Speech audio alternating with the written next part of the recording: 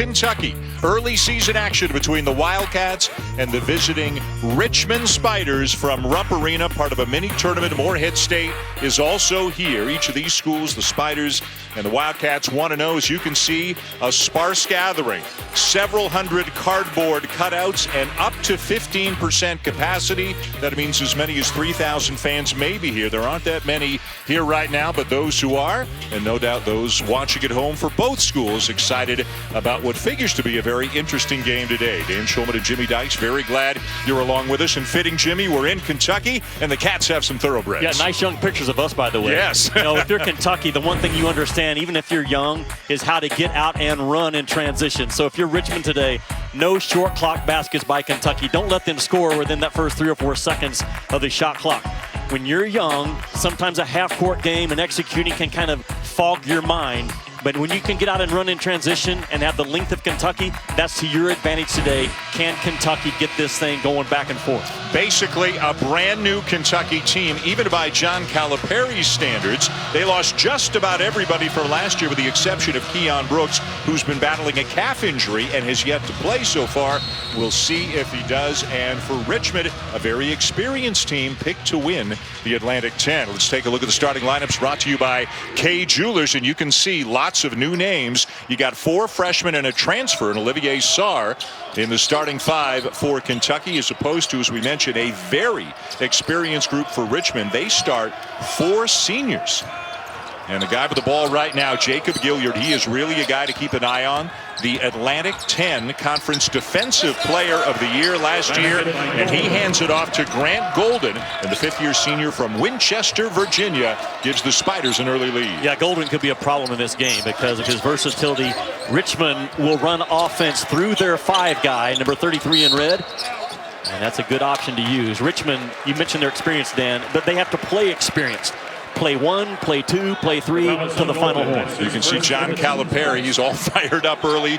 We were here at practice yesterday, safely distanced up in the second deck, and got a chance for a long-distance chat with Coach Cal. On the one hand, Jimmy, he loves these guys. He loves their compete level. But on the other hand, again, because they're very young, they've had some ups and downs. That guy's not young. Olivier Sarr, a senior, a transfer from Wake Forest, playing his last year here at Lexington. Well, one of the most sought-after transfers in the summer that Coach Cal brings into Lexington. Our guy Danny Manning in the studio today. Yep. Coached him at Wake Forest, did a tremendous job of developing Sarr. A good look for Tyler Burton from beyond the arc, but he can't knock it down. That was Brandon Boston Jr. missing the shot, and then Sarr is fouled on the follow. Good job by Sarr to run down the pipe, the middle part of the floor, and put pressure on that Richmond big. So Sarr coming over from Wake Forest. Davion Mintz, a guy I know you think is very important. Yeah. He'll get a lot of time in the backcourt. He was a 2-year starter, 3-year player at Creighton. And Jacob Toppin, and yes, if that name sounds familiar, he is Obi's younger brother. Played a year at Rhode Island, got a waiver to play immediately in Lexington, so he's got 3 years of eligibility. To me, Mintz is their best on-ball defender that Kentucky has right now. And he is their best shooter. He can play the 1 or the 2. And Cal loves Davion Mintz. He transfers in. He's coming off the bench, but he accepts his role. And I think he's a huge piece for this young Kentucky team. Jimmy, tell us about the Richmond offense and the Princeton component to it. Well, that's what it is. Chris Mooney, going back to his Air Force days, has not changed offensively. He has changed defensively. But this constant movement, again, the 5 guys, the trigger guy, 33 in red. Got inside, and the putback is up and good for Nathan Kao, a 6'7" senior from Montreal who had a game-high 23 points in their win over Morehead State Friday night. He went 10 for 10 in that game, so he's now 11 for 11 on the season. Dan, you can see early Richmond is going to test Kentucky's ability to defend the entire possession. They will make a lot of late clock baskets in this game that Kentucky cannot break down. It's as much a mental test as a physical one, isn't it? Absolutely it is. This is all new for this Kentucky team. Think about it. Cal doesn't have a guy today on scholarship to play with that has played in a Kentucky uniform until this year. That is crazy. Sarr drives right around Golden for the slam. That is a matchup problem in Chris Mooney's eyes right now. The quickness and the long first step and the bounce of Sarr causing problems. for Grant Golden. He didn't score at all in the first half in their game on Wednesday against Morehead State. He's got the first 4 points here today against Richmond. And now a miss and a run out, and it is Boston slamming it home. Yeah, there's that short clock basket. They score within 3 seconds. You cannot turn it over. You cannot take bad shots against Kentucky, or they are off and running. He is the highest ranked of the 6 incoming recruits for the Wildcats. They got 6, all ranked in the top 61 of the ESPN 100. Boston is the highest ranked at number 7, and NcaaAF couldn't miss if he tried right now. He's now 11 out of 11 in Rupp Arena in his career. KO is not the shooter that they have at the other 4 spots on the floor, but big number 4 can put the ball on the deck and get an advantage. And Fletcher gets his body too close to a guy with his back to the basket, and KO can feel it and just rotates off of that defensive pressure. The Spiders picked to win the Atlantic 10, just ahead of St. Louis and Dayton. They look like, Jimmy, they would have gone to the NCAA tournament had the season finished out as planned last year. They appeared to be on the right side of the bubble before everything shut down. I think they were, and I think they're good enough to win a game, if not 2. And I know they're picked to win it this year. St. Louis, my gosh, you talk about grown men. They won last night against LSU. St. Louis, in my eyes, is the team in the A-10. Yeah, imagine with the St. Louis win over LSU. If Richmond can get this game today, what kind of a couple of days would the A-10 be having at the expense of the SEC? But, of course, easier said than done to come in here against a team as talented as Kentucky. But if you're going to play them early in the season with barely any fans in the building, this is a good time to do it. Runner for Terrence Clark won't go down. Yeah, how good is Kentucky today? The answer will be different. How good will Kentucky be in March? The ceiling for this team, Dan, you said it yesterday, my goodness, where they could end up. Yeah, they've got athletes, they've got length, they've got depth. They should be a great defensive team. Sarr with a turnaround, a little bit too strong. Isaiah Jackson not in the starting lineup today because of the tweaked ankle that he suffered on Wednesday, so Cameron Fletcher gets the start. We do expect Isaiah Jackson to play, though, after watching warm-ups. Burton from the elbow, and it rattles out. The rebound to Boston. I love Burton. I think if they have a future pro, that's who it is, 3 in red. Boston lost it, got it back, missed the shot, and it's out of bounds to the Spiders. So a good start, a 1-point lead for Kentucky in the early going. Coach Cal had some very Coach Cal type of thoughts about his young team and schedule after this game. They play 5 Power 5 conference teams in a row in Kansas, Georgia Tech, Notre Dame, UCLA, Louisville. They play Texas in the Big 12 SEC, and of course they play a rugged SEC schedule. Scheduling, Jimmy, is just so up in the air and different. All bets are off this year, basically. Well, it is, and that schedule is not as daunting now as it was a month ago. Right. When you look at the start of Georgia Tech, Notre Dame, UCLA struggled out of the gate, Louisville has injuries. But I talked with Cal after the press conference on Wednesday. He knows that Kentucky, you're supposed to play that type of a schedule, and he does every year. When you're the head coach at Kentucky, and he's one of 5 guys on the planet, by the way, alive that have ever done it.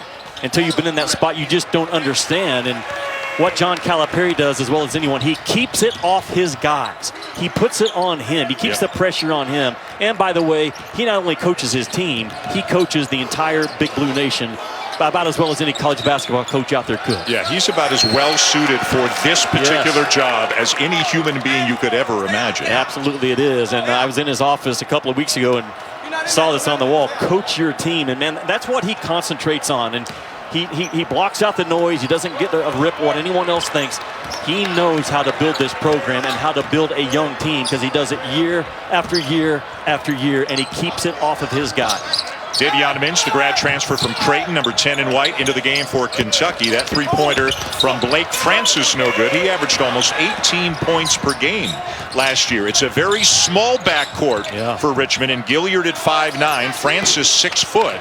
But they are both extremely talented guys. The issue is, will their size, or how much of a factor will their lack of size be against much bigger Kentucky guards? Well, if you're Kentucky in this ball game, you have to make Richmond score over your length the entire 40 minutes. And if you're Richmond defensively, you have to anticipate that Clark and Boston at some point will be posting up those small guards and going to work. And that little guy right there, he thinks the game 3 plays ahead of anyone else. He's playing chess while everyone else is playing checkers. One of the great thieves in college basketball is 0 in red. Yeah, led Division I in steals at better than 3 per game last year and has had some games against SEC opponents in the past, Alabama, Vanderbilt last year, and put up very good numbers, both offensively and defensively, against that caliber of competition. The line that is used, Jimmy, in the program is he's got the green light defensively. Yes, if he thinks he can go get the ball, he can go get the ball. Nathan NcaaAF knocks down another jumper, and Richmond goes back on top. NcaaAF does have a miss today. He was rejected. I think it was Isaiah Jackson who got him a couple of times down the floor. So he's actually got one miss on the season right now. He is 13 for 14 from the field. And Sarr is doing some great work down low for Kentucky. How big was it for them to get that big guy as a transfer? Yeah, it was huge. And how big and how fast was the reverse step by Sarr to get him to the rim. That was beautiful footwork. NcaaAF turns it over. Here comes Mintz in transition. Askew off to Clark. Little pass fake, scoop, and Jackson is fouled. Isaiah Jackson, a really interesting guy. Didn't practice at all yesterday because of an ankle tweak, but he's in there today. One more look at the move by Sarr. Yeah, Sarr, when he goes to that right leg, boom, right there. That is a big step that covers about 6 or 7 feet, but with quickness. And so far, Richmond has no answer for Olivier Sarr. Gilliard the foul, and Jackson at the line. This is a really special talent. You talk about a guy with incredible length. He's 6'10", can run the court as well as anybody. You don't have to call plays for him. Nope. He's a huge force at the defensive end, but he'll still get his at the offensive end. He's a freak athlete. If you think about this at 6'10", he's the fastest Kentucky player from baseline to the opposite free throw line. Out of all those guards, all those small guys, this dude's getting there first.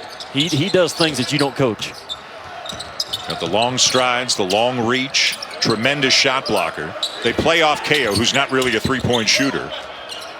Golden gets his man in the air and draws the foul. That'll be on Lance Ware, another one of the freshmen for Kentucky, 6'9", out of Camden, New Jersey, and a really talented player in Grant Golden. He can shoot a little bit. He is a great passer, a fifth-year senior. And he and the point guard, Jacob Gilliard, are roommates. So you got the big 6'10" guy and the little 5'9" guy who are roommates and have been for a number of years. And they're so close, they apparently call each other's moms mom. That's how close they are. You know what else Grant Golden is at the free throw line? He looks exactly like the guy that checks me out at Natural Grocers or anytime I go buy coffee somewhere. Right? Like every time I buy coffee, he is the guy taking like my order. Guy? Yeah. Would you like almond milk? You're right. Coconut milk? I mean, I'm telling you, he's everywhere. Except he's just a bigger version of that guy. A much better ball player. Knocks down both free throws, and the Spiders have tied it. First ever meeting between Richmond and Kentucky, and again, Richmond is good. We've had 4 ties, 5 lead changes already. The Spiders picked to win the Atlantic 10. They got a lot of votes in the AP Top 25 preseason poll. If you will, they are 32nd right now in the poll. This is a team to keep an eye on, a mid-major that figures to make a lot of noise this year. There's Clark, the guard, posting up on that low block. Boston the 3, tipped out, and here comes Francis. Nice kick, Gilliard for 3. And yeah, a late whistle, but a good call. It did look like a push. I think they're going to get Mintz for the foul on Golden. Golden is such a presence around that rim, and his ability to just stay up with the play.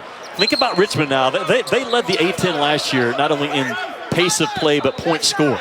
They want to rip and run, but when it's not there in this ball game, Dan, you and I were talking earlier, make this young Kentucky team guard 20, 25 seconds. Yeah, again, Chris Mooney, the head coach, played at Princeton under legendary coach Pete Carrill, graduated in 1994. And there are a lot of the Princeton components from Pete Carrill still in the offense right now for Richmond. Not all the time, but one of the big things it starts is the big guy's a great passer. Golden, they can run a lot of offense through Golden.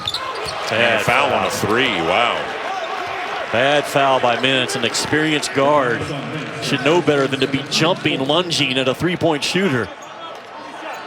There's Chris Mooney. Got a different style of mask from most of the coaches that we've seen in the early going this season. That's unique. I think he went through about 20 masks till he settled on that one. Not sure why. But boy, a heck of a coach out at Air Force for 1 year as the head coach before he got the Richmond job. What I like about Chris Mooney, a lot of things, by the way. He has been a matchup zone defensive guy his entire life. But then he figured out 2 years ago, this isn't working for us anymore. So they've gone to man-to-man. You know what? Last year, by the end of the year, they were the best defensive team in the A-10 in terms of points allowed per 100 possessions. So that's a guy that learns, adjusts. You're going to see some similarities to Virginia's defense in terms of the hard hedging today and packing it inside. Francis knocks down all 3 free throws. Chris Mooney, also a huge Philadelphia Phillies fan, who does a great Harry Kalas impersonation, as we found out yesterday at practice. Spiders by 3, 7.5 minutes in. Askew being guarded by Isaiah Wilson, who's checked into the game, a freshman from Pittsburgh. He'll back up both Gilliard and Francis in the backcourt. And another guy into the game for Richmond that I know you really like, a 6'4 junior from Helsinki, Finland, number 22, Andre Gustafsson. Yeah, he's a long athlete that needs to show up in this game today. Didn't play the first game because of an illness, not COVID related, but 22 in red is like a starter coming off the bench. What feet? Yeah. Good grief. Off the back of the iron and tipped into the hands of Gustafsson. And it's really difficult to double team a guy that can pivot that fast and that quick, keeping the ball high. So it's almost impossible. And he's really been option number 1 so far today for the Cats offensively. The drive, but it won't go down for Tyler Burton. And back comes Kentucky 5-on-4. Burton caught behind the play. Terrence Clark has it taken away. Gustafsson knocks it away, and here comes Francis. Francis trying to go coast to coast, too strong off the glass, and again he's down, and again it's 5-on-4 for Kentucky. Boston scoops it up and in. How about that? Yeah, he's wired to score, 6'7", 180, but he can just really twist and turn his body, make hard shots, kind of George Gervin-ish going back to the day. Is how Boston's wired to score. Boy, I love the reference, but you are dating yourself there, my friend. How good are you and I together, by the way? Yeah. We go 22 years without working with one another. Yeah. We're just rolling. Like riding a bike. Last time we worked together, we didn't even get on the air. We'll tell that story a little bit later. Brandon Boston Jr. with a scoop. Kentucky down 1 to Richmond.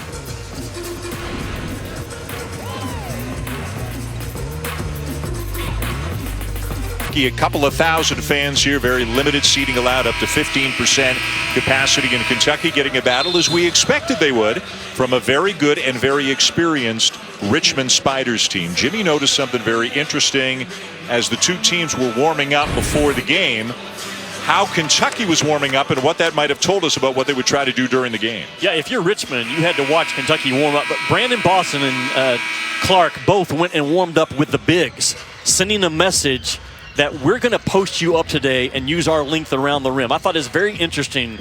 Normally those guys are warming up with the guards, but they went guards one side, bigs on the other, and those two guys went right to the block and started warming up. If you're Richmond, you're watching the pregame warm-ups, and you go back to the locker room and say, Coach, what we thought is going to happen. Those guys are warming up on the block today. Gilliard to Golden, who misses a shot that he normally makes, and down with the weak side rebound is Cameron Fletcher, a freshman from St. Louis, and a guy who really caught your eye on Wednesday night. Fletcher's a dude that just comes in and plays hard. You know, he doesn't overthink the game right now, can defend that 2 through 5. Those are kind of guys you win with. He's got some dog in him, and Kentucky needs that in their lineup. Boy, Boston, you got to be careful putting the ball down on the deck against these smaller Richmond guards out on the perimeter. They'll take it away from you. Nice little shake there by Boston, and an offensive foul is the call. Stepping in to take the charge, Tyler Burton. First on Boston. They've got Davion Mintz on the bench with 2, so they're down one of their guards right now. Kentucky's instincts are to drive that ball to the paint, and that's Boston's instincts, that's Clark's instincts, that's Askew as well. But against a position defense like Richmond, you can only take up the slack so far. And if you're Kentucky in this ball game defensively, make them go through you and over you. You cannot overplay or you'll get back cut and lay up all game long. So far, Kentucky has taken that away. Yep, Gilliard with a step back jumper that he left a little bit short, and the Cats looking for the lead as we near the midway point of the first half. Ball screen from Sarr. Askew lobs it up for Sarr. We got a foul down low going against Richmond. I think they got Burton using the body on Sarr. Kentucky goes to their stack high, Spain action, what do you want to call it? The big rolls, the other guy pops. John Calipari, even back to his Memphis days, so good at teaching guards the floater and certainly the floater with a lob pass to the big out of the dunk spot. Well, John Calipari's talking with assistant coach. He wanted to bring Mintz into the game, and maybe he didn't know he had 2 fouls. Yeah. Mintz checked in, and then they brought him right back out again. And they're telling him to sit down. You can see the chairs. Chairs are the benches right now, as everybody is safely socially distanced, even within the team in the playing area. That was the second foul, by the way, on Burton. Good hands by Gilliard, knocks it away. Francis finds Gilliard. Nice fake, step in jumper, and Francis left it short. Boy, the Spiders have had about 3 looks in a row, pretty good ones that they don't knock down. And they turn it over again. This time Gilliard for 3. You know what, in one sense, Jimmy, Kentucky's fortunate not to be down by more right now. They really are. And there's a nice block by Solomon Caresi, who has come into the game, a junior from Harlem, New York, with Burton going to the bench with 2 fouls.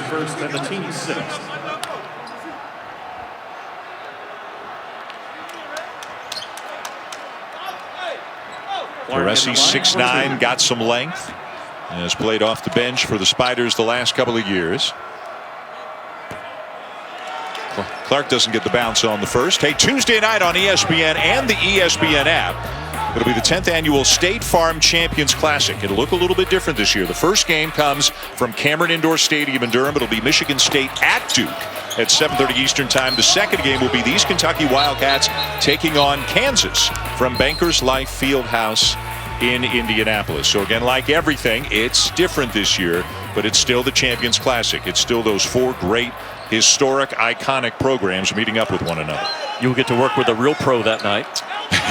No, we never finished our story about the last time you and I worked together, 22 years ago. Yeah, we think it was around 1998, and Jimmy and I were doing an Evansville at Bradley game. It was a noon start, which meant, as Sar left it short, 11 in the morning locally, and it was about 1,000,000 degrees below zero.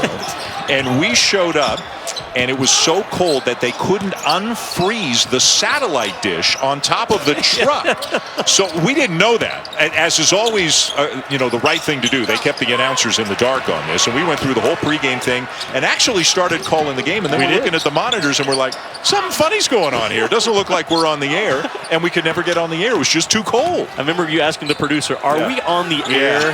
And there was a pause, and no, we're not. We were out of there. And unfortunately, it was some of the best work that you and I ever did together. So that was, we're already doing way better today than we did back on that game. Yeah, we're on the air. Yeah. That's a start. 1 point lead for the Spiders, couple of subs for Kentucky. Jacob Toppin is into the game, and as we mentioned, he is the younger brother of former Dayton Flyers star and recent first-round pick Obi Toppin. So Jacob, for Rhode Island, played against Richmond last year, had 12 points and 8 rebounds against them. So he knows them, they know him. No, it's interesting. Richmond's a hard-hedged team defensively, and they are not hard-hedging in this ball game. They're using more of a drop coverage, concerned about Kentucky's ability to drive the ball off the ball screen action. Bam! And with the shot clock running down, Olivier Sarr with another bucket. Yes, Sarr. Right? He got 8. Man, just he is so good. That is his spot. That dunker spot to jump up and knock down a 10-footer, spin off of you and get action to the rim. Hard to guard. Good extra pass into the corner. Gustafson gets the 3, and Richmond goes back on top. Is a well-oiled machine, Richmond. They know exactly how they're supposed to play the game. Kentucky's still figuring that out. Calipari doesn't even know that yet about his ball club. Yeah, the Spiders with 4 senior starters, as we mentioned earlier, and it would be 5, but for a very unfortunate injury, Nick Sherrod tearing his ACL in practice. He tore his left ACL 2 years ago, missed that season. Came back, had a great year last year. Shot 44% from 3, and then about a month ago tore his right ACL, so he is out for the season. Dan, Kentucky just not able to make Richmond feel uncomfortable on the offensive end. They're running their stuff clean. They're getting good looks. They're getting the ball reversed. They're getting different touches.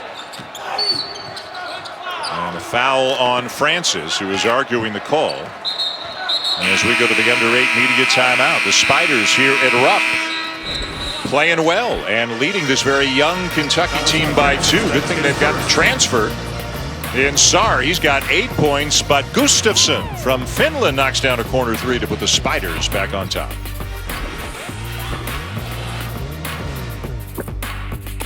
Upsets have been one of the themes, Jimmy, in the first few days. Lots of action, lots of games to start off college basketball season. San Francisco, the Dons beat Virginia by a point, and you and I, in our separate hotels last night, we talked about it today. We were both just riveted to the end of that Virginia Tech-Villanova game. Yeah, it was a crazy finish in terms of the baseline out of bounds under, and they got the call, and that's a really good Villanova team. But Baylor's a really good team. I still believe in Virginia. The best team by far right now is Gonzaga. I know it's early and a lot of us tend to overreact on day 5. I'm not overreacting to Gonzaga. That's the real deal, and they have the best culture in college basketball. There's a lot of good ones out there, but if culture is all about what you believe, how you play, how you treat others, how you treat teammates, how you work, the value of winning and playing tough, and talent, Gonzaga has set the bar for the rest of college basketball. That's a pretty good combination. Absolutely, it is. Right there. They put 102 up on Kansas. I'll see them Wednesday night in one of the Jimmy V games, one of the Jimmy V Classic games. They'll play West Virginia. You want to talk about a contrast in styles when the Mountaineers and the Zags get together. And then don't the Zags have Baylor next weekend, right? They do. And if there's a team right now that can cause Gonzaga problems, it's West Virginia. And I say that because a couple of years ago, I remember Mark Few telling me after they got knocked out of the NCAA tournament by Florida State, it was that physical pounding for 40 minutes that we couldn't hold up to. That's what's going to happen in that game with West Virginia. KO can't get a shot off to Matt Grace, who misses the three. Grace, a junior from Hamilton, Ontario, went to the same high school that produced former Kentucky Wildcat Shai Gilgeous-Alexander, now playing with OKC. That's a walk. Yeah, he did. Yeah, that's a walk. Yeah. Jacob Toppin turns it over. You mentioned the Zags. You love these three guys, huh? I will say this. I think you could argue that Gonzaga has the best 3 players at their position in all of college ball. Is there a better point guard than Jalen Suggs? I don't think so. Is there a better post player than Timmy? A better wing than Kispert? I think you can make an argument they have the best 3 players at 3 different spots on the floor every single night. Suggs, not only an unbelievable basketball player, was also Mr. Football in the state of Minnesota. So he's got some toughness. He's got some leadership qualities, obviously. He was a quarterback in high school. KO has it rejected by Jackson, and that's what Isaiah Jackson's going to do to you. He averaged almost 8 blocks per game in high school last year. His anticipation, not only as a shot blocker, but moving his feet side to side is really off the charts. He will not be in Lexington long. And at 6'10", and his ability to just erase what looks like an automatic 2. He is special, and he can get it with both hands. A 1-2-2 here from Richmond. Yeah, you got to watch Gilliard, and a foul is the call. And I believe that's the second on Gilliard, right? It is his second, so is Chris Mooney leading him out there? No, he's going to take him out of the game. So their defensive pest has to come out of the game, and we'll see if he comes back in this half.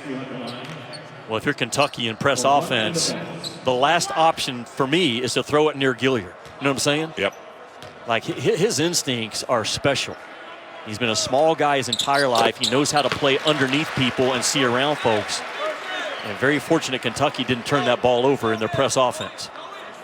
So Gilliard sits. Devin Askew at the line for Kentucky, 6'3" freshman from Sacramento. What kind of a point guard is Big Blue Nation getting here? Askew's a bulldog. You know, you consider that he should be a high school senior right now. His mental toughness is just as important as his physical toughness, because Calipari is so hard in the right way on his point guards. I think this kid is terrific. He shoots a good ball, maybe one of the better point guard shooters that Cal has had in Lexington.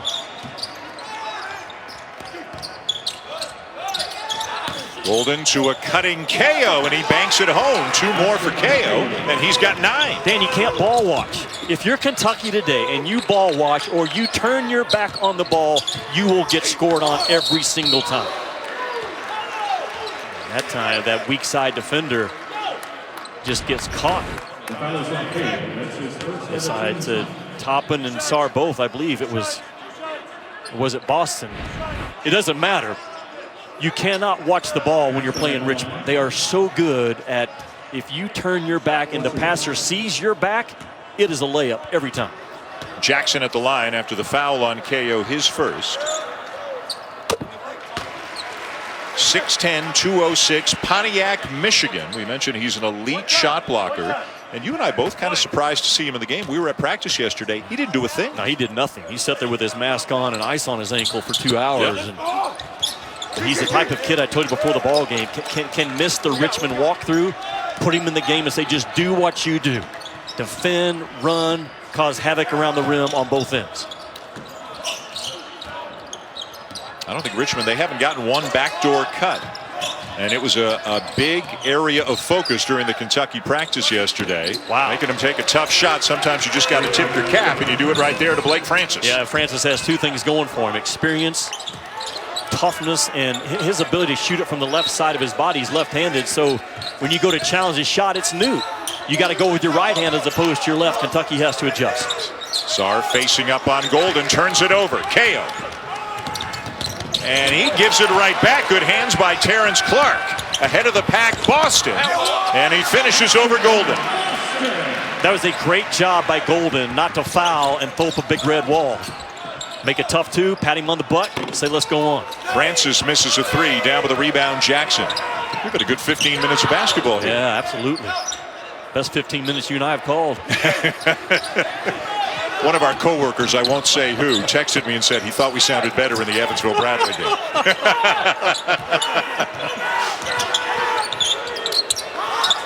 Tough shot. Yeah. Hate it, but a tough shot. If you're Richmond, you can live with it. Absolutely, you can.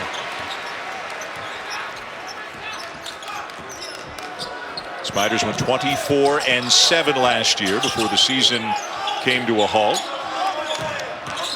Chris Mooney's led them into the NCAA tournament a couple of times, 2010, 2011, got him to the Sweet 16 in 2011. Golden just bowling his way in, got it back and finished. Yeah, everybody else stood and watched, anticipating that the play was finished, and Golden was the only guy that said, no, it's not. Is that what you call a straight line drive right there? Yeah, by a guy that serves coffee in the offseason. You know, it's one thing to keep an eye on with Kentucky. Incredible talent. No. That's because he made the last one. Right? Yeah, this is not AAU ball. Yeah. That was a better decision right there, and his buddy Terrence Clark jams it home. Clark leads Kentucky so far when you go back and grade their practices and their first game in paint touches. His ability to get the ball to the blue part of the floor is special. There's the first backdoor feed. Golden to Gustafson. You have to make Richmond cut through your chest.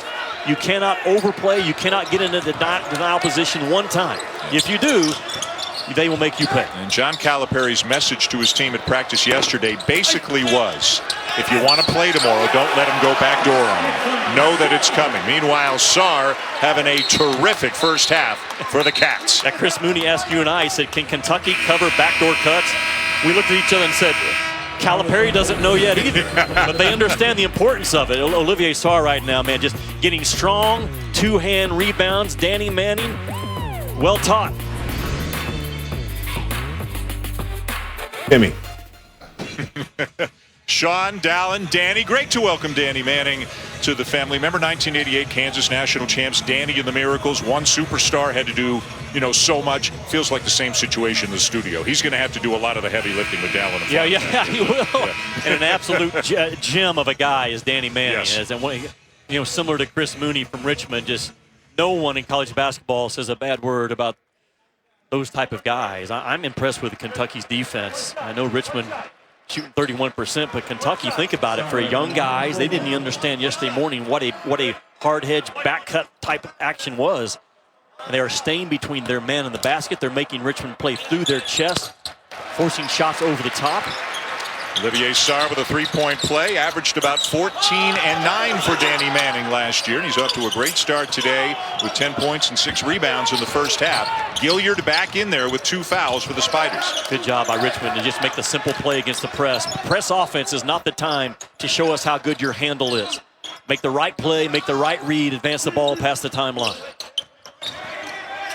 KO giving up a lot of size. Spins by Jackson, and Sarr got him. Boy, they just have so much length at almost every spot on the floor. Yeah, the recovery length and recovery speed, Dan, of Kentucky is outstanding. Wow. And away from the ball, we got an offensive foul going against the Cats. There's a lot of contact in that mid-post area in transition and conversion offense. And Sarr gets called for it, maybe the second guy at the push.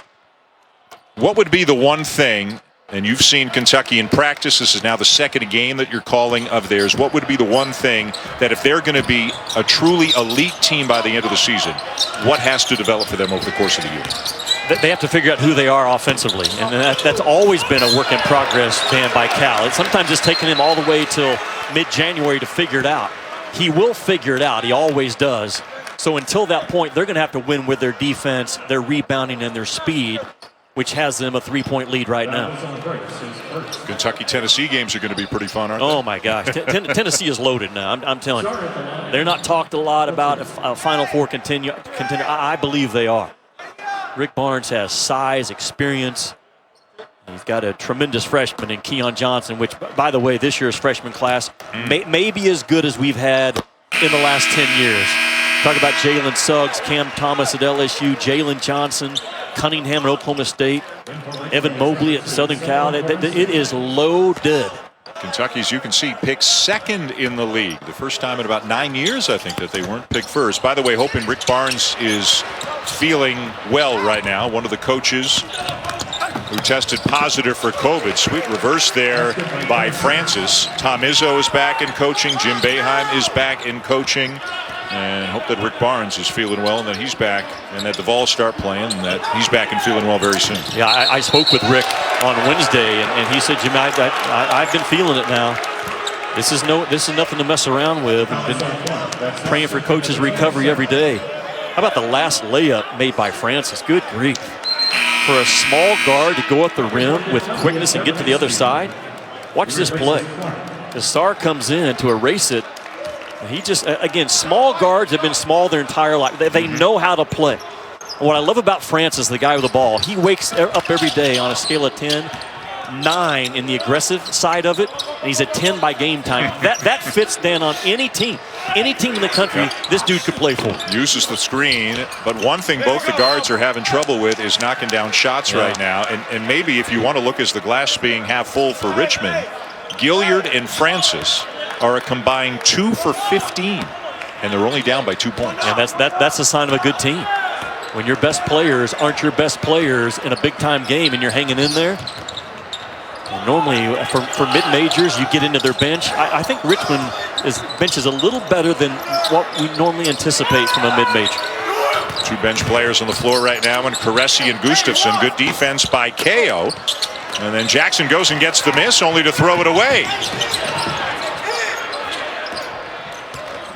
And Richmond with a chance to tie or take the lead with 1:10 to go in the first half here at Rupp Arena. You cannot be offensive sensitive in this game.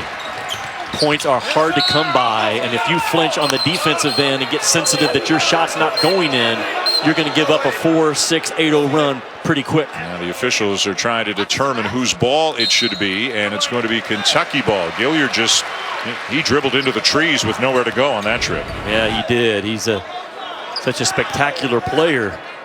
Led the nation in steals last year. His numbers just jump off, and he walks in the gym. You're like, really? Like, that's the guy right there? Right. Like, he ain't 5'9". That 5 action from the elbow, Dan, is really hard to defend. Cal just put it in because I think he sees in Sarr in this ball game. He can isolate him at the elbow, get a little brush screen for him if he needs to, but just let Sarr operate off the bounce, and he's gotten it pretty consistently so far. He's drawn a lot of fouls, too. Golden's on the bench with 2. Burton's on the bench with 2. And that's the second on Caressi since he's come into the game.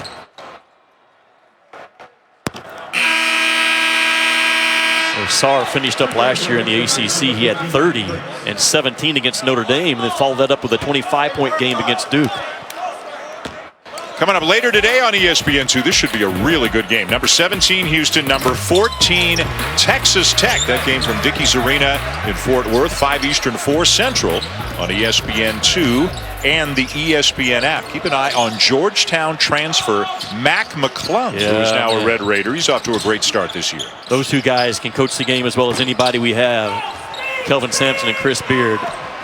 If you're a high school guy and your phone rings and it's one of those 2 schools and you know that you're soft, just don't answer the call. Right, yeah. just don't waste anyone's time and answer the call and act like, Coach, I got this, because you don't. You were talking about Francis waking up feeling like a 9 and being 10 by game time. If you're a 3-4 guy, don't go play for those two coaches, right? Don't even answer the phone call. Boy, Richmond now just 2 for 12 from three-point range and shooting only 29% from the field, yet they're down only 4 with the last possession of the half. Kentucky's defense has been good. They've switched when they've had to. They haven't given up but one backdoor cut. Yep. Making Richmond play through their chest is the key in this game. Kentucky's also out-rebounded Richmond by 10. They've gotten to the free throw line 11 more times. They're out-shooting them, and it's only a 4-point game. Oddly enough, 32-28. The Wildcats leading the Spiders at halftime at Rupp Arena. We'll be back for the second half. Right now, let's send you back to the studio. The Jeep Halftime Report. Dal NcaaAF, Sean Farnham, and Danny Manning. A couple of thousand fans, several hundred cardboard cutouts. Dan Schulman, Jimmy Dykes, the Spiders, and the Wildcats, and the number 10 Kentucky Wildcats with a narrow 4-point lead over Richmond. And the biggest reason they're leading, Jimmy, might be the play of Olivier Sarr. Yeah, well, he's 7 feet tall, and he's making plays over the top of Richmond. He's knocking down jump shots. 8 feet and in, he's a monster. And Cal, a couple of times, has gone to a left elbow touch, letting him get to his right hand and drive down just the inside the pipe. But good job of reading the traffic, letting the traffic clear, and then the footwork comes into play. He's dominating the game right now, 10 feet and in on both ends of the floor, Dan. Defensively, just so quick off of his feet. Cal has moved him around offensively, making Richmond guess, and also keeping it very difficult to double team Olivier Sarr. Very well done by Cal, putting his guy in position to have success. Sarr with 14, the freshman Brandon Boston Jr. with 12. The rest of the Cats only have 6. Richmond is only shooting 29%. They're only 2 for 12 from three-point range. They've been outshot, out-rebounded, out just about everything, and they're only down by 4 points. And they missed some pretty good looks. They had some foul trouble, and they're still in the game. If you're Chris Mooney, you probably had 2 conversations at halftime. You told your staff outside the locker room, good gosh, Kentucky's length is bothering the heck out of us. Then you walk into your guys and you say, we can't shoot the ball any worse than we did. Right. We're in really good shape. Right. And there's a lot to that. And again, this is a very experienced team. They start 4 seniors. They are not going to be intimidated by the name on the front of the jersey, by the arena, nothing like that. If they can keep Golden and Gilliard on the floor, each of them had to sit for a while with a couple of fouls. That would really help. Francis gets a good look. And they're now 2 for 13 from three-point range.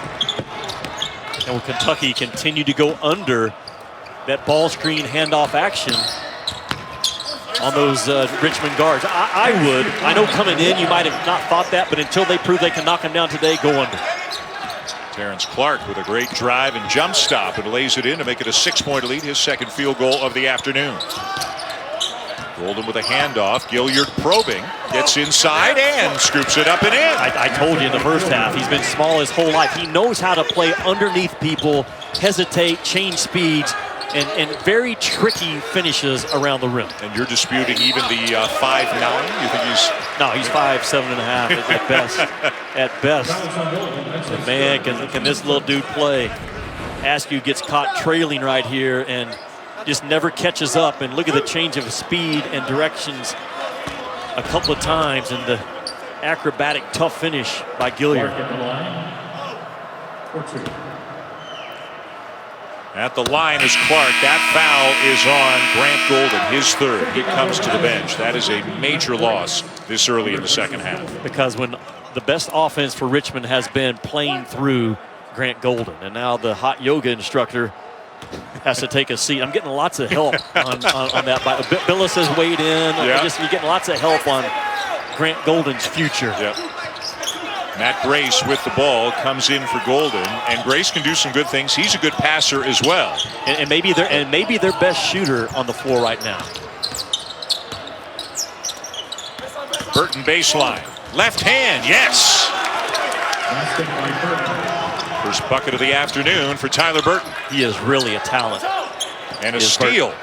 Oh, look at this. Gilliard. Ahead to Francis. What a play by Jacob Gilliard. What a save by Gilliard. You will not see a more creative save of a defensive play than what Gilliard just pulled off to his buddy. Well, I'll tell you this, you're going to see it again on SportsCenter today. Yeah, you will.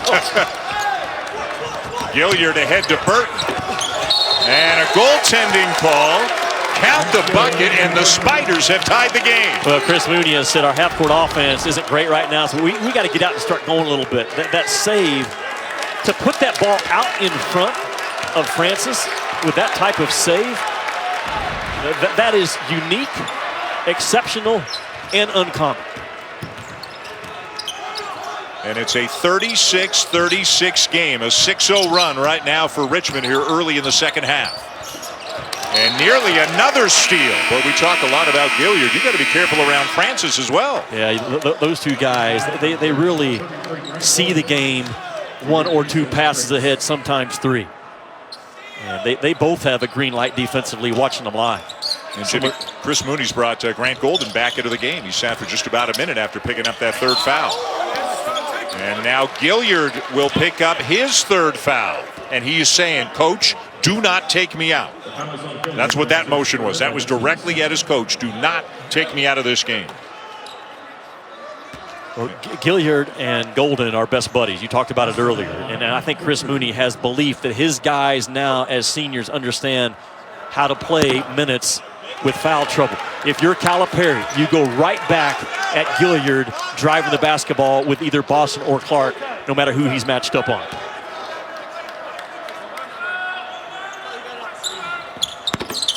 And Boston misses both. Kentucky not shooting the ball well from the line. They are 12 for 21 from the free throw line in this game. Oh, man, go back, grade any film in college basketball.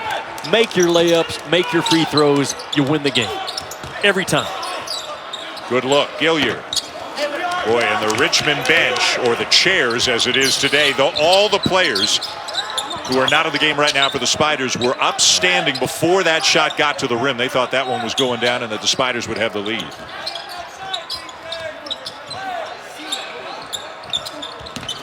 Jackson with a drive. Left hand, no good. And it's out of bounds, still Kentucky ball. Did you see Jackson fight for that thing after the miss?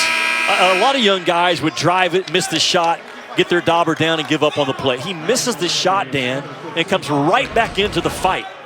Talk about things you can't teach watching. Miss, go find it, fetch, get in the fight. Very well done by 23 and White. Golden back to the bench for Richmond. Grace back in as they near the under-16 media timeout. There's a bucket waiting to happen right here. Oh, Sarr called for the travel. And what Chris Mooney's doing now, he's bringing Grace in on defense and putting Golden back in on offense. Yeah, that's a good call. You know, those two guys complement each other well at that 5 spot. Again, Richmond with an opportunity to take the lead. Burton for 3. Got it. Future pro. I'm telling you, if Richmond has one, it's that guy right there. It reminds me a little bit in terms of his body of Michael Porter Jr. if he was about a couple of inches taller. But that guy is going to be a player. Plays with a lot of energy, a ferocious rebounder. Yes, he is. They're best. Had 12 against Morehead State Friday night. Sarr baseline. And still belongs to the Cats with 11 on the shot clock. This is so good for Kentucky. Their first time to face adversity and try to figure it out on the fly. Great teams. They figured out within the game, Dan. Not the next day at practice. Can Kentucky do that right now? Terrence Clark, number 10 on the ESPN 100 of incoming freshmen. Baseline drive and a chance for 3. What a take by Terrence Clark. He messed with the ball a little bit over there in front of Cal, but then when he decided to go, dude went. And Cal has gotten the casual habits out of this kid since day one on campus. There's that jump shot by Burton. That thing is smooth and it's tall at the top. And then Clark with the answer on the other end. Dance, dance, boom. But when he goes in 2 big strides and 1 bounce, bucket, Cats, C-A-T-S. 15. Again, split site this year. Michigan State at Duke at 7:30. Kansas and Kentucky in Indianapolis at 9:30. It'll be McDonough and Billis on the Michigan State Duke game, and I'll have Mr. Vitale working with me on the Kansas-Kentucky game. Which of those 4 programs right now intrigues you the most right now, Jimmy? I think it's Kentucky. I mean, not just because I'm here, but I kind of feel like what I'm going to get out of those other programs right now. But the ceiling on this team is tremendous. You asked me earlier, what questions does Kentucky have to answer? It's on the offensive end. They're going to be fine defensively. But who do they go to when they need a basket in a tough game? We may see that develop in the remaining 15:45. Watched that Michigan State-Notre Dame game yesterday. Michigan State at one point went on a 26-0 run against the Irish. It's obviously a very different-looking Spartans team. No Cassius Winston, no Xavier Tillman. But Joshua Langford is back. Aaron Henry looks like he's going to be better and better. Rocket Watts, a huge key for Michigan State this year. Yeah, that point guard spot for Michigan State is something to keep an eye on. You mentioned it for the ball game. We were talking that when the Foster Lawyer goes in, teams go right at him now. They try to punish that guy on that defensive end of the ball, and something to keep an eye on. Sarr gives it up, gets it back from Askew. 12-footer from the baseline won't go down. Weak side rebound. Boston has it taken away, gets it back and finishes. Yeah, some guys fight and some guys don't. And this guy fights. I like the short roll by Olivier Sarr to that short corner, but Boston's a guy that knows how to play on the big stage in meaningful ball games. He's a fighter and a very talented fighter as well. 6'7", really at a 2-guard spot. Clark is also on the wing. He's 6'7". Jackson at 6'10". Sarr at 7 feet. KO says, I don't care a bit. I'm putting it in. I'm not sure KO has made a basket in Rupp going to his left. Everything is to his right. And as good as Jackson is, the youth showed that time. You have to get over and force him back to his left where your help defense is coming from, or this cat will continue to chew you up.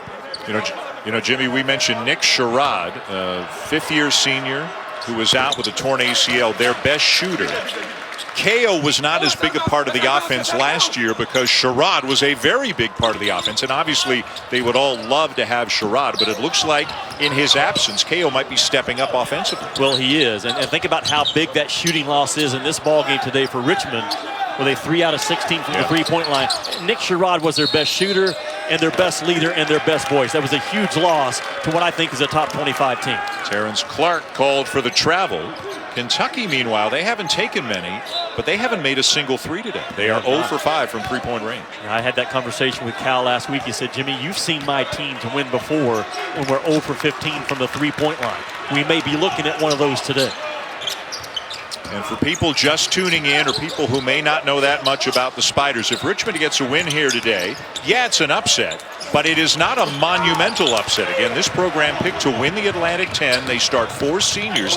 This is a good, experienced, smart basketball team as Burton steps in and takes a charge. Really good job by Burton to sprint ahead and get ahead of the play, get the feet set. I mean, that's just an automatic.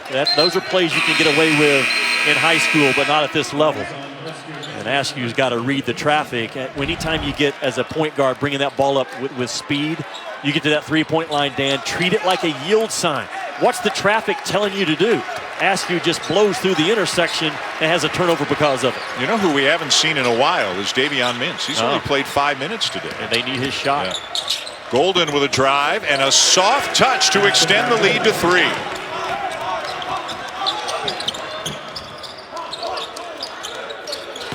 Now Sarr going right at him at the other end with a jump hook. Too strong. Got it back. Staying with it. Can't finish again, but the tip is up and good for Jackson. He's going to get his fair share of those this year. Yeah, he is. Again, just go make a play. When you're that long and you're always the first guy off the floor and your second jump is the first guy off the floor, you'll have some double-doubles. Francis, 2-man game with Golden. Gustafson open. Golden won't get the bounce this time, and now the Cats come back looking to take the lead.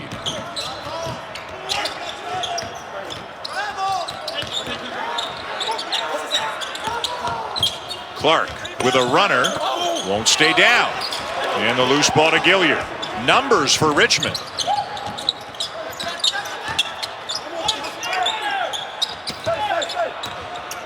Francis. Offensive rebound, Golden. Or if you're Richmond, put him in a clock right now. And Burton with the air ball. That was not putting Kentucky on clock defensively. Yeah. Burton bailed him out, but Burton guarded Richmond that time. And now the Kentucky fans, and again, only about a couple of thousand people here due to capacity limits, but they're trying to help this young team out, trying to make some noise. There's a small group of Richmond family here, and honestly, they're making more noise than the Kentucky fans at times today. They are. We need to note it is a sellout, right? Every ticket available is gone. Yep. Nice cut. Wow. Yeah. Golden to Gustafson.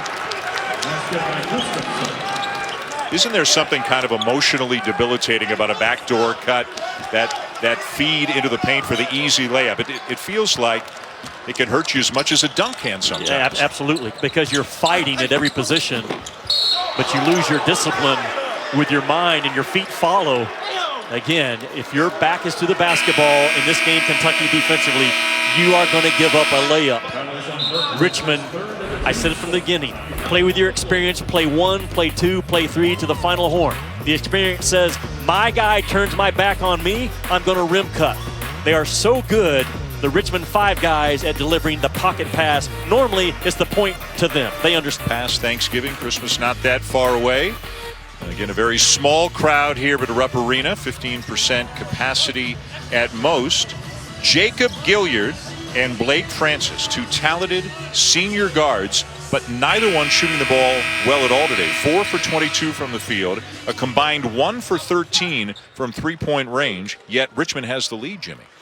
That's really encouraging, I think, for Richmond. You know what? They've missed some wide-open looks. I know Kentucky's length has bothered them some, but they are also just off right now, shooting the ball in a really big Rupp Arena. And if you're Richmond, if those guys can just make a couple of shots going down the stretch, that would be huge. 1 of 2 for Sarr. And he'll sit down as Lance Ware comes in, another member of the freshman class out of Camden, New Jersey. Ware will fight and he will foul. I do know that about him.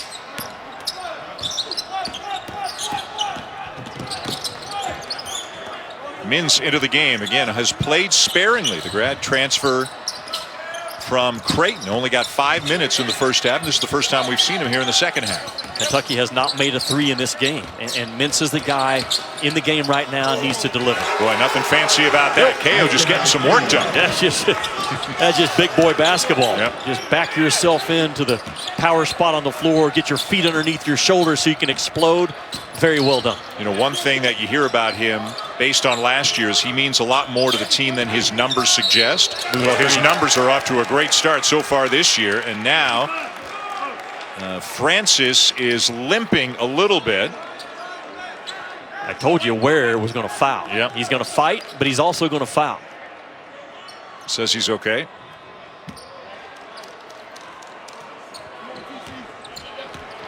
Well, a small lineup right now for the Spiders, even by their standards. Gustafson at 6'4" is at the 3, and they've got Grayson instead of Golden at the 5 spot. But they just keep doing what they do, right?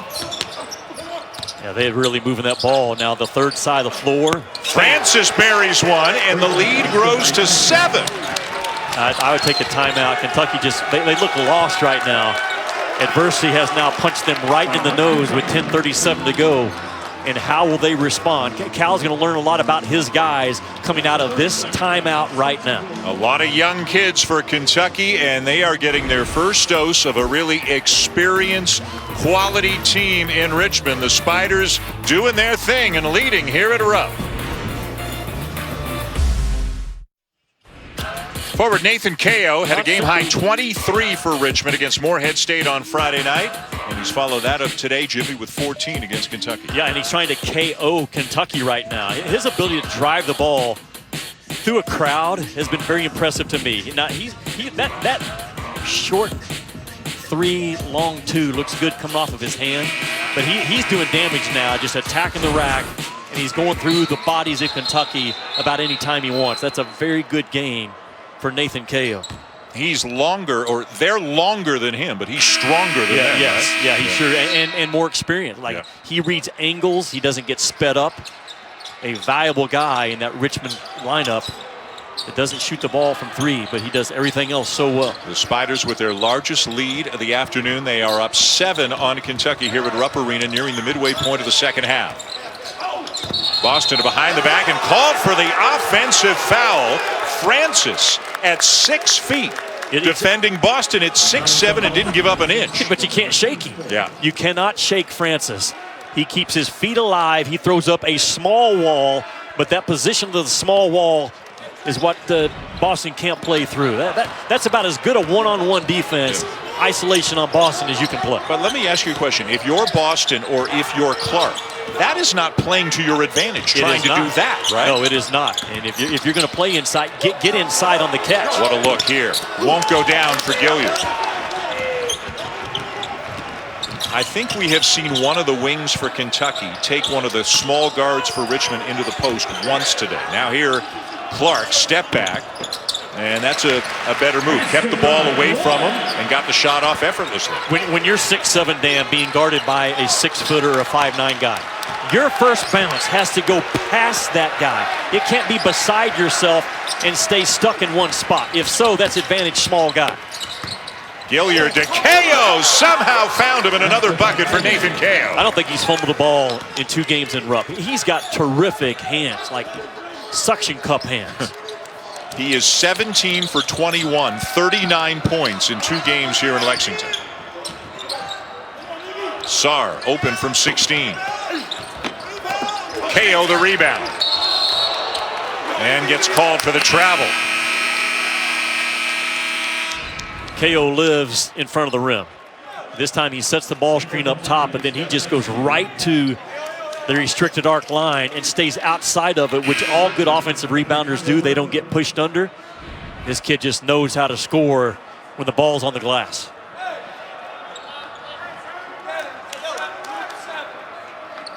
.20 on the clock. Kentucky ball. Clark to inbound for the Cats.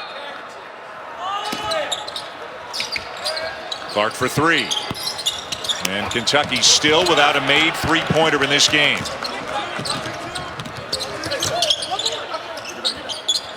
Good shot fake by Gilliard.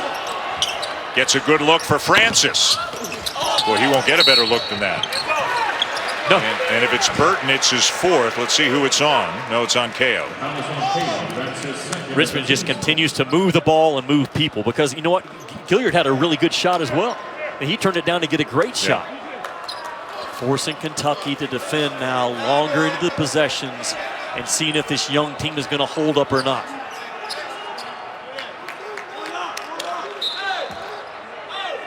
And if you're John Calipari, you knew this would be a tough game. Given both the experience, the intelligence, the style, everything that the Spiders bring.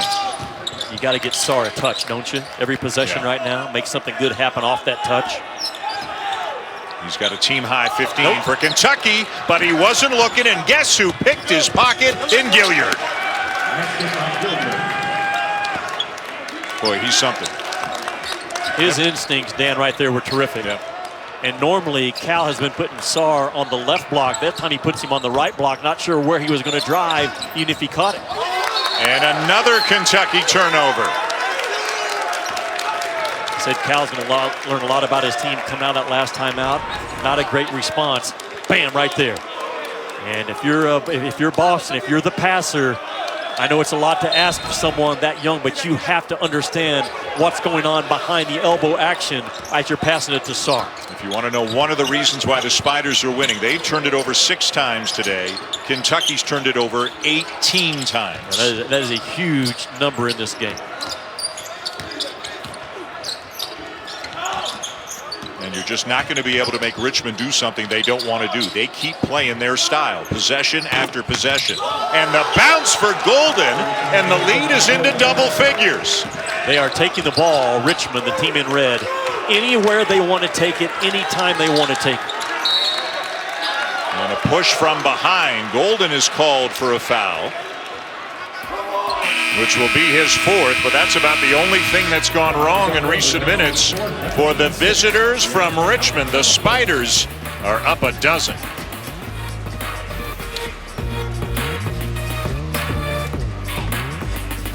On a 12-2 run. They shot 29% of the first half. They're shooting 59% in the second half. NcaaAF's been great. They're turning Kentucky over. Kentucky hasn't made a three, and the Spiders, not surprisingly, are sharing the ball very well. You know, I go back to Chris Mooney 2 years ago, he was a matchup zone guy his entire life. He played it, he coached it all the way through Air Force, and then realizing 2 years ago, I've got to go with man-to-man. And they are good man-to-man. Like I said, at the end of last year, the best defensive team in the A-10, and they're showing their chops tonight. Why? And let's see if Kentucky, 4 freshmen in the game right now. They have just been stymied offensively in the second half. Some of it's the good defense, but the Wildcats, their decision-making's got to get a little bit better too, doesn't it? It does, and again, they don't know who they are. And coming out of the timeout, Cal right now trusts Olivier Sarr on the block to try to get them back in the ball game. He's gone to his pin-down curl action for Boston and Clark. That hasn't really worked out. If Kentucky's going to fight their way back in, it's going to be on the shoulders of number 30 in white. Coming up later on today, another good game, and you can see it on ESPN2. Houston against Texas Tech. Number 17 Cougars, number 14 Red Raiders from Fort Worth. 5 Eastern, 4 Central on ESPN2 and the ESPN app. Boy, there's been so much basketball the last few days. It's been great, hasn't it? Absolutely it has. It's just so good, and again, to be grateful just to be in an arena, although we're 100 feet off the floor. Just to be here watching ball again gives us some peace in our life. It does me. Bam. Me as well. You're headed to Louisville for a game Tuesday. The Champions Classic is Tuesday. Jimmy V doubleheader, which is great this year, is Wednesday. ACC Big Ten the week after that. All kinds of things to look forward to. I got Western Kentucky at Louisville Tuesday night. Charles Bassey is a pro waiting to happen. Good grief. That size, how he moves, that will be a war. Pull up from 15 for Boston. And now a good look for Askew in the corner, and they still can't make a three. Jackson goes and gets it, and that one won't stay down either. Francis. Gilliard for 3. That is not the shot that Chris Mooney wanted out of his small guard in the corner. You're up 10 on the road. Kentucky's struggling to cover you in the half court. Boy, Richmond recovering quickly as well, and the hands are everywhere. And did Burton step out of bounds? I think Burton stepped out of bounds or didn't reestablish himself inbounds when he went and got the loose ball, so it would have belonged to Kentucky. Dan, I sense a little panic by Kentucky right now on the offensive end. Like they're just playing. There's no play calls. There's nothing going on. Cal needs to settle his guys down. They're only down 10 with 6:07 to go. You got 20 to work with right now. Use your best scoring out of bounds play, but then back that thing out and let Cal get into the set that he wants. I still like Sarr driving the ball from the left elbow to the right side of the rim if he can get to that spot on the floor. Very little post offense for Kentucky. When they've tried it, it's been pretty successful. They just haven't tried it very often. And Clark and Boston are trying to figure out how to play with their back to the basket as young guys. Not getting deep post touches. This is what I like. Get Sarr the ball on that left block, let him elbow. It'll be Jackson with a strong move. And we heard a whistle as well. It'll be a foul against the Spiders and a chance for 3 for Isaiah Jackson. If Kentucky has an advantage down the stretch, it's at their 4 and their 5 spot. And Cal got Sarr on the left elbow, but this time it was a call for Jackson just to go make a play. Foul went on Matt Grace. That is his 4th. He is in there for Golden right now.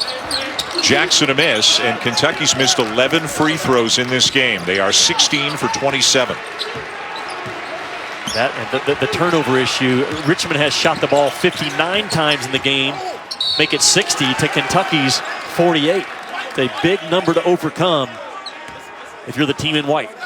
Boy, NcaaAF is just having some fun today. He's taking the ball, going to the basket, and daring people to stop him. And no one for Kentucky can, or has to this point.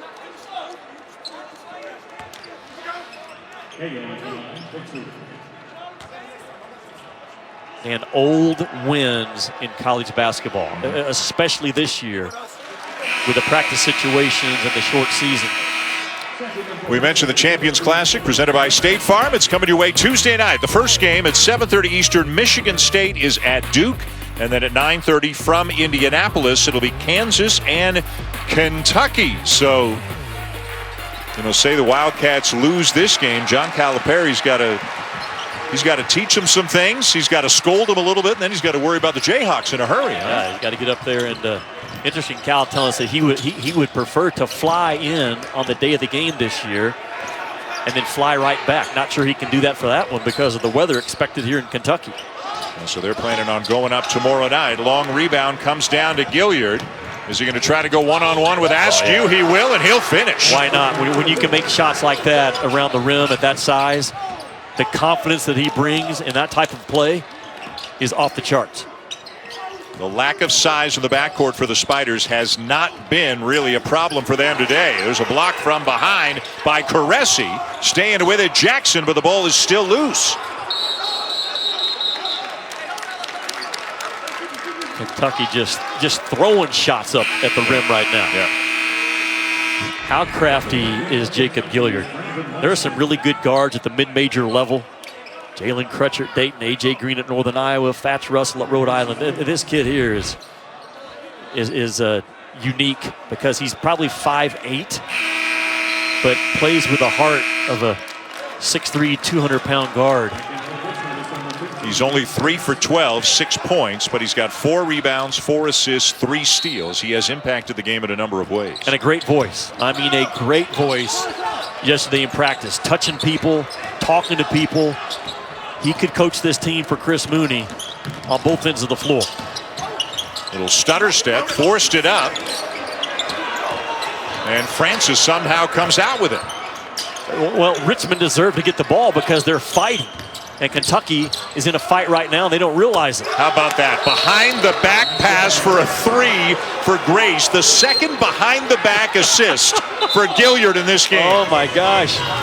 They know who they are, Richmond. An experienced ball club from play one. Up 12 on Kentucky with 4:26 to go. Spiders are real. ESPN and the ESPN app. And if you're Kentucky and you don't find a way to come back and win this one, you got to find a way to turn the page quickly and think about Kansas and what a win this would be for Chris Mooney and the Spiders if they could beat Kentucky here at Rupp. When you consider just a couple of years ago, some of the fan base of Richmond actually put up a billboard on I-95, I believe, going right through Richmond to get rid of Chris Mooney. Hold up on that thought. This guy can absolutely coach. And he's showing it today, and his adjustment from a matchup zone coach to a man-to-man kind of shows you, as young as he is, he's wise in terms of adjusting to the game. The matchup zone, Dan, is very difficult to play in college ball these days because of the stretch 4 and the stretch 5, and it eventually caught up with Chris Mooney's defense. He goes man-to-man, and they are very, very good at it. And again, having an older team, guys who know him, guys he can trust. At the line, Terrence Clark. Grace will come back into the game for Caressi. What a big 3 that was for Matt Grace off just another spectacular feed by Jacob Gilliard, but it was only his second best pass of the day, to be honest. Yeah, it really was. The one in the first half was ridiculous. Grace can really shoot that ball from that 5 spot and keep that Richmond offense flowing when Golden's on the bench. Important free throw make so Kentucky can get some type of press set up. 3 players have done almost all the scoring for Kentucky today. Sarr, Boston, and Clark. They have combined for 44 of the 52 Kentucky points. Jackson's got 6, Askew's got 2, and that's it. That was a 1-pass press by Kentucky. Richmond waved one pass. Kentucky called the press off. KO no, and down with the rebound, Jackson.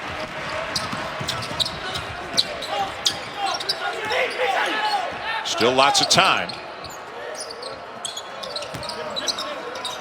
Well, you'd like to see Clark get the ball. He was begging for it down there. Yeah, Askew's got to take it to him. Yep. One more pass, and Clark's on the block with the ball. Because now coming out and doing this, that's not as effective a move as trying to post up the 6-footer down on the block. You can see Cal is trying to figure out right now on the fly where's his best offense. I still think the ball's got to go through Sarr. He has been the problem for Richmond in this ball game all game long. And John Calipari's out of the court right now talking to Askew about how to make a post feed.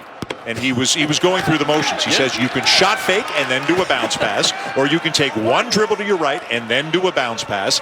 During the game, he's trying to teach his freshman point guard how to make a post feed. That's the dilemma every year for Cal.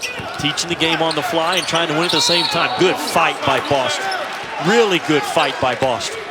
You know what started it too? A tip by Jackson just to keep it alive. He's not happy right now, is he? No, he's not. I go back to that Chris Mooney story that that part of Virginia, when you consider Richmond, VCU, Virginia Tech, that's big basketball territory. Richmond is a proud basketball community, and you missed that NCAA tournament 4 or 5 years in a row, and coming off of a losing season like he was, and things were getting hot on him, and he had a good man-to-man conversation with his AD and said, I think I know what I need to change. And he made the change, and they have been off and running ever since. And Matt Grace, one of the big guys, he has just fouled out. So that's the first guy to foul out in the game. And Golden is back in, but he's got 4. There's still 3.5 minutes to go, and Kentucky's got it into single digits. It was a one-pass press last time by Kentucky. Well, Kentucky staying in it longer this time, trying to create a turnover. There's the one pass. They pull it off.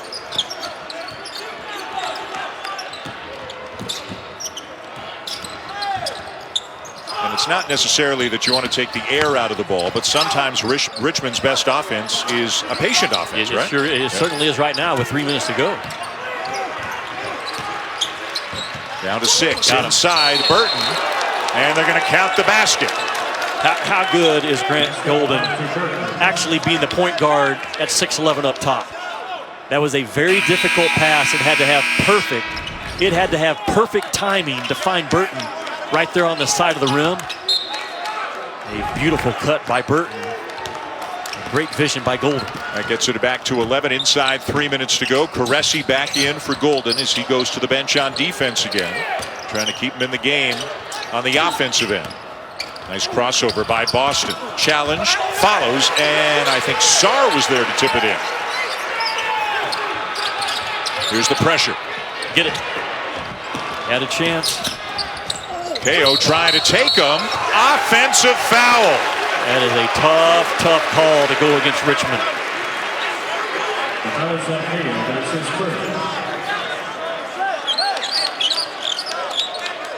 Do you like the aggressiveness, or given score and time, would you say, hey, let's run some clock?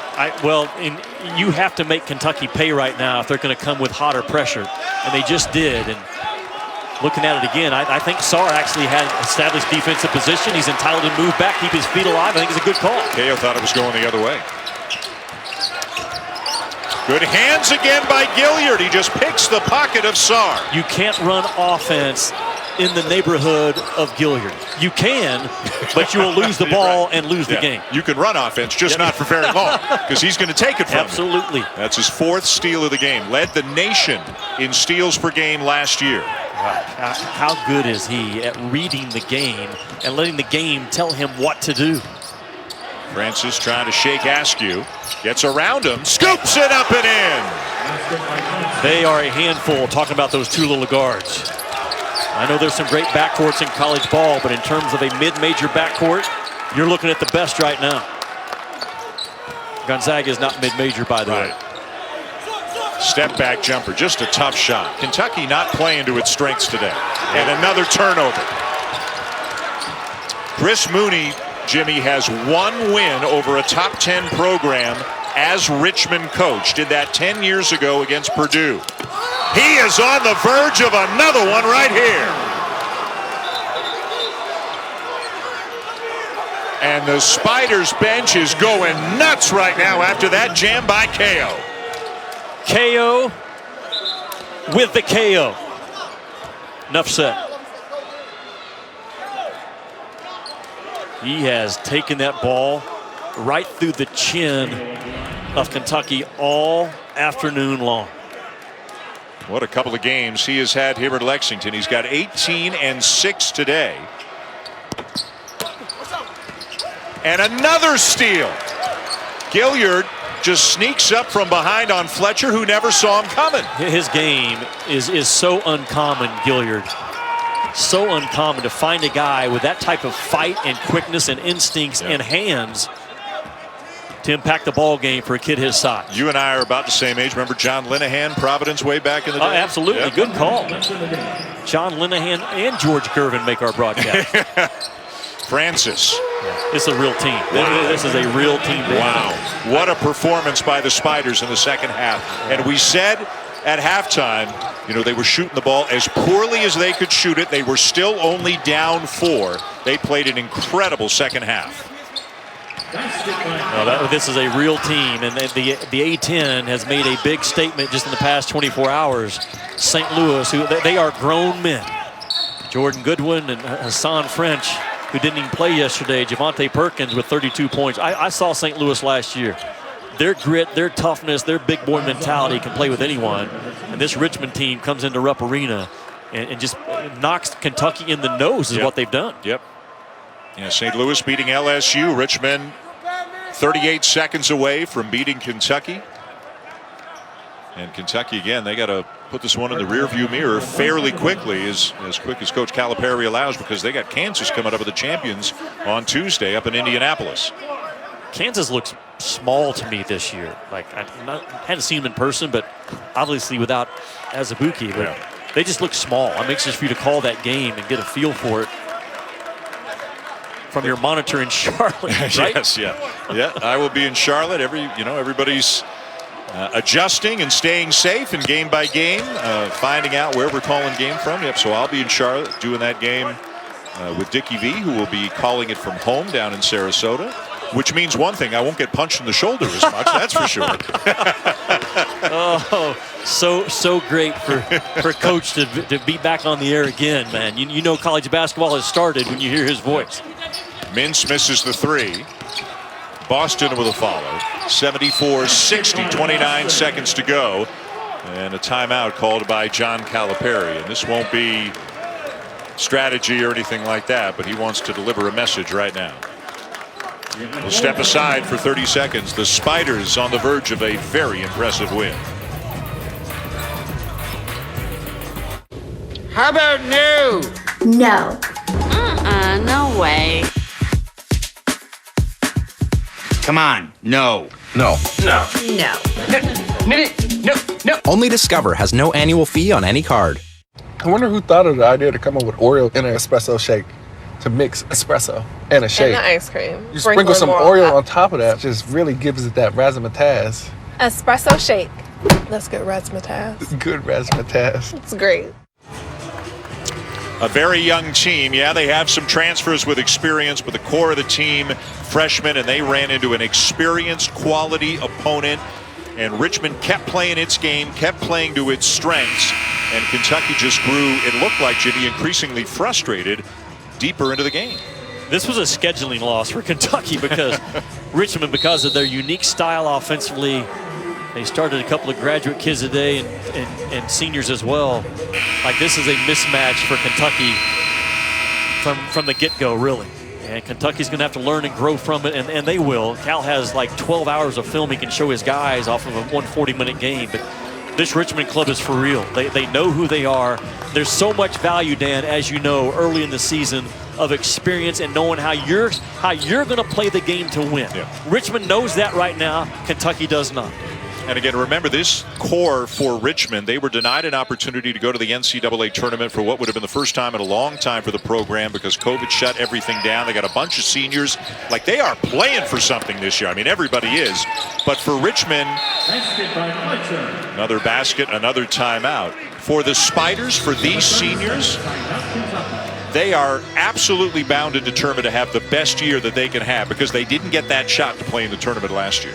I think that's going to drive a lot of ball clubs, but certainly a team like Richmond, who's not only going to be there, but has a chance to win a couple of games, if not further. That experience this year is as important as anything. Richmond's defense has really impressed me today. For a club that's only played man-to-man 2 years, and out of the 2,100 possessions they played last year defensively, only 9 of them were not man-to-man. But when you got two guys, especially a guy like Gilliard, with those kind of instincts, you're wasting their talent playing zone. And Chris Mooney decided to change things up 2 years ago. And this kid is fantastic at reading the game defensively. Francis is good as well. They all move their feet extremely well, and they stay between you and the basket. But man, what a pest. He's more than a pest. And Golden, did he step out of bounds? Yeah, he did. He stepped out of bounds, so it's back over to Kentucky.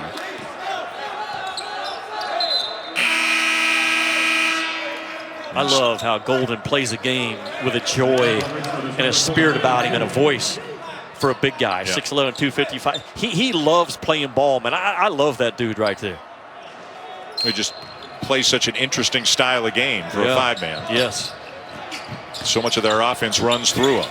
Clark, that shot was blocked. Burton got a piece of it, but laying it in is Fletcher. And Kentucky keeps putting the ball in the basket, but they are still down by 10, just 15 seconds to go. And obviously what John Calipari's doing here is he's saying, okay, guys, pretend it's 4, pretend it's 6. Sure. Like, let's learn something here that can maybe help us later on. Yeah, because they may be in that spot against Kansas in a couple of days. You cannot waste any opportunity, any head coach right now. You try to cover everything. There's so many things you forget to cover your first game or two.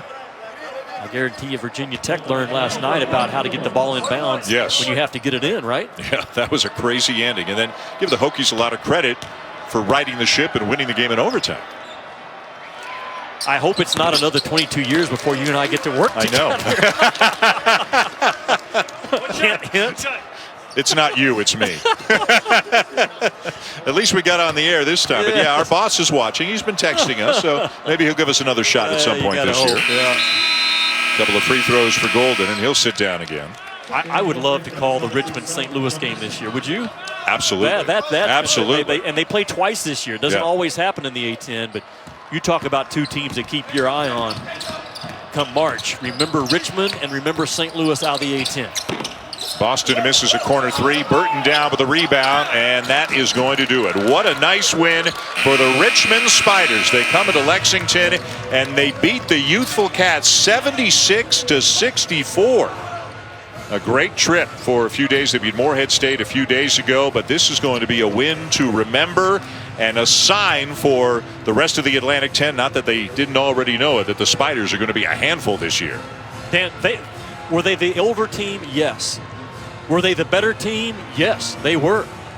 That's not just a system. He's got dudes that can play the game with anyone out there. And Chris Mooney's got to be very pleased with his guys that come in here in these conditions and take on a Kentucky team with all that talent in old wins in college basketball. The final score from Lexington, Richmond 76, Kentucky 64. For Jimmy Dykes, I'm Dan Schulman saying thanks for watching and so long from Rupp Arena here at Lexington. Coming up next, Championship Drive, Who's In? Presented by Allstate.